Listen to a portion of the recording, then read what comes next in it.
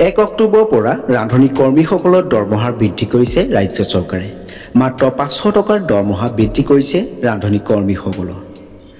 এজন নিম্ন খাপৰ চকীদাৰ পোষ্টত যি ব্যক্তি কাম কৰি আছে তেখেততকৈ নিম্ন খাপৰ যি মাননি প্ৰদান কৰিছে ৰাজ্য চৰকাৰে, এক লৈ প্ৰতিবাদ সাব্যস্ত কৰিছে ইউনিয়নৰ কৰ্মীসকলে।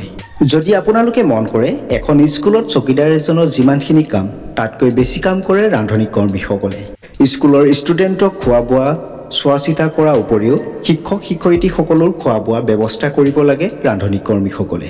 এইবাৰ দৰমহাৰ বৃদ্ধিৰ দাবীৰে বৃহৎ সিদ্ধান্ত ল'লে ইউনিয়নে। ৰান্ধনী ইউনিয়নে কৈছে, যদি সবকা সাথ সবকা বিকাশ, তেন্তে চৰকাৰৰ 5 বছৰীয়া মন্ত্ৰী 1 লক্ষাধিক দৰমহাৰ অথচ চৰকাৰী আঁচনিত 20 বছৰে ভাত ৰন্ধা ৰান্ধনী কেইগৰাকী 1500 টকাৰ মাননি কিয়? ইয়াৰ উপৰিও ইউনিয়নে কৈছে, 9 জুলাই তাৰিখে ধৰ্মঘাট কাৰ্যসূচী আৰম্ভ হ'ব আৰু এই কাৰ্যসূচীত সকলো ৰান্ধনী কৰ্মী ওলাই আহিবলৈ আহ্বান জনাইছে। অধ্যক্ষ পাত্ৰৰ ফাউণ্ডেশ্যনক মধ্যভোজন আঁচনিৰ কাম হস্তান্তৰ সকলো প্ৰক্ৰিয়া বন্ধ কৰা আৰু ৰান্ধনী কৰ্মীসকলক মাহিলী কমেও 10,000 টকা প্ৰদান কৰাৰ দাবীত এই কাৰ্যসূচী আৰম্ভ কৰিব ৰান্ধনী কৰ্মীসকলে।